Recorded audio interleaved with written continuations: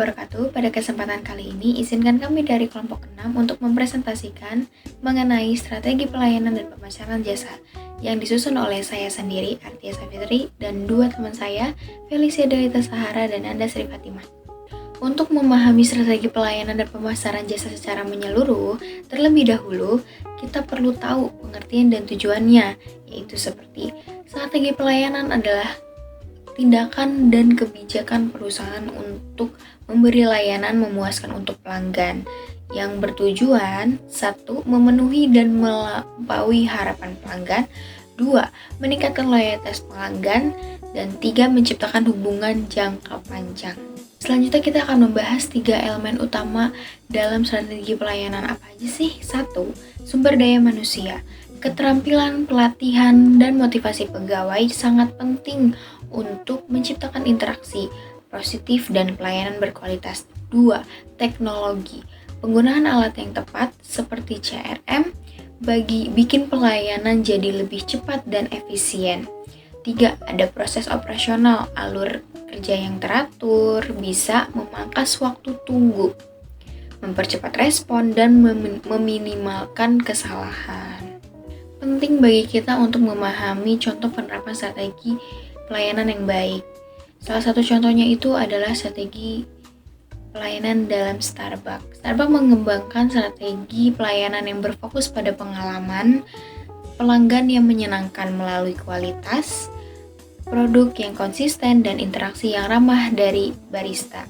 Mereka juga mempermudah aplikasi seluler untuk mempermudah pemesanan serta menyediakan berbagai kenyamanan di kafe mereka untuk menciptakan suasana yang nyaman bagi pelanggan.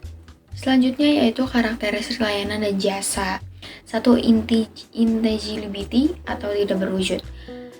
Tidak dapat dilihat, disentuh, maupun disimpan. Implikasinya, perusahaan harus fokus membuat bukti fisik atau desain interior dan reputasi merek, lalu menyediakan garansi atau jaminan untuk meyakinkan konsumen.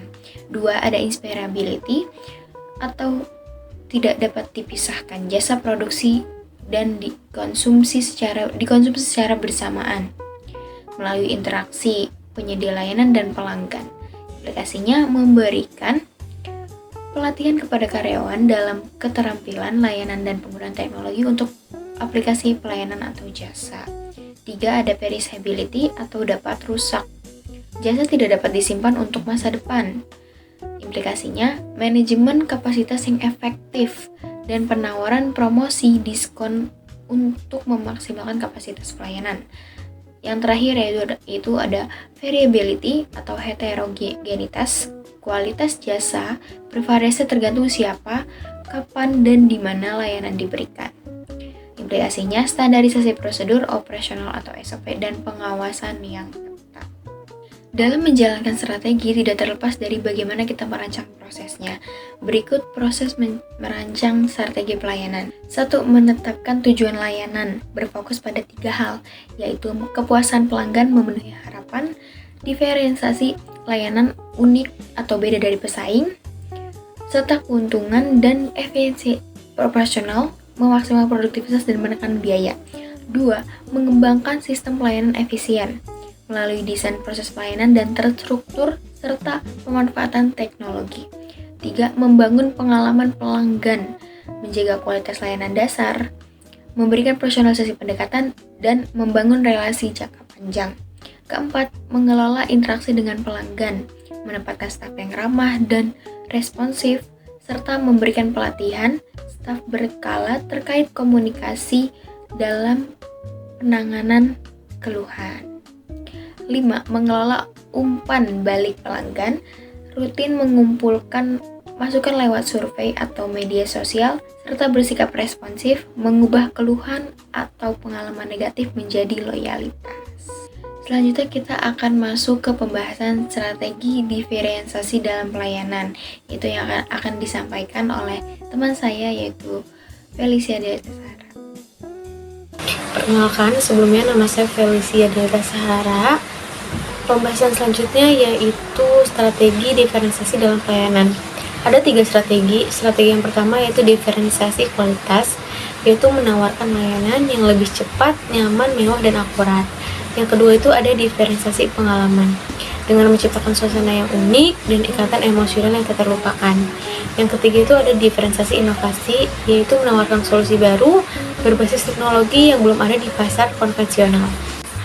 Selanjutnya yaitu pemasaran pelayanan dan jasa. Ada dua elemen kunci dalam pemasaran jasa dan layanan. Yang pertama itu kepuasan pelanggan, dengan mendorong konsumen melakukan pembelian ulang dan merekomendasikan produk. Yang kedua itu ada loyalitas pelanggan, yang dimana hasil dari kepuasan berkelanjutan yang bisa dipertahankan menggunakan program reward atau inisiatif khusus. Kemudian teknologi juga memiliki peran dalam pelayanan. Yang pertama itu ada otomatisasi proses, yaitu dengan mempercepat pesanan dan mengurangi kesalahan manusia. Misalnya, seperti chatbot atau sistem self-booking. Yang kedua itu ada pengalaman digital, memberikan akses interaksi pelanggan kapan saja dan di mana saja, seperti layanan chat online dan situs web. Dan yang terakhir itu ada analisis data, dengan mengumpulkan riwayat transaksi untuk memberikan rekomendasi promo dan memprediksi kebutuhan konsumen di masa depan. Lalu, bagaimana cara mengukur keberhasilan strategi pelayanan? Ada 3 indikator dalam mengukur keberhasilan strategi pelayanan. Yang pertama itu ada indikator kepuasan, dengan menggunakan survei kepuasan pelanggan pasca pembelian dan sistem rating aplikasi. Yang kedua itu ada indikator loyalitas, yaitu dilihat dari tingkat frekuensi pembelian ulang dan partisipasi aktif dalam program loyalitas. Dan yang ketiga ini ada indikator kinerja layanan, dengan mengukur kesesuaian operasional di lapangan dengan SOP internal. Berikutnya kita akan membahas mengenai pemasaran jasa. Definisi pemasaran jasa sendiri yaitu kegiatan yang berfokus pada produk tidak berwujud atau jasa yang diberikan kepada konsumen. Berbeda dengan barang fisik, jasa tidak dapat dilihat, disentuh, atau disimpan. Oleh karena itu, pemasarannya lebih menekankan pada aspek pengalaman pelanggan serta pengelolaan hubungan jangka panjang. Kemudian ada 3 strategi pemasaran jasa. Yang pertama itu ada people, yaitu mencakup semua manusia yang terlibat dalam penyampaian jasa dan sangat mempengaruhi persepsi kualitas pelayanan di mata konsumen. Yang kedua itu ada proses, yaitu prosedur, mekanisme, dan alur aktivitas yang terstruktur untuk memastikan bahwa pelayanan yang diterima oleh konsumen itu selalu konsisten, cepat, dan minim akan kesalahan. Yang ketiga itu physical evidence, yang dimana bukti fisik kualitas layanan. Selanjutnya, pembahasan mengenai menghadapi tantangan dalam pemasaran jasa akan disampaikan oleh teman saya, Nanda Sri Fatima. Terima kasih. Untuk melengkapi pembahasan sebelumnya, selanjutnya saya akan membahas bagaimana menghadapi tantangan dalam pemasaran jasa. Ada 5 cara dalam menghadapi tantangan pemasaran jasa. Yang pertama, meningkatkan konsistensi layanan, yaitu dengan cara menerapkan standar operasional prosedur yang ketat dan pelatihan staf secara berkala. Kedua, membangun kepercayaan, yaitu dengan cara mengatasi keraguan konsumen dengan menghadirkan bukti fisik serta garansi. Ketiga, pemasaran yang efektif, yaitu dengan cara menerapkan perluasan bauran pemasaran jasa, yaitu mengutamakan pembentukan ikatan jangka panjang. Keempat, membangun citra dan pengalaman yang positif, yaitu dengan cara menciptakan ikatan emosional dan diferensiasi unik yang tak terlupakan oleh konsumen.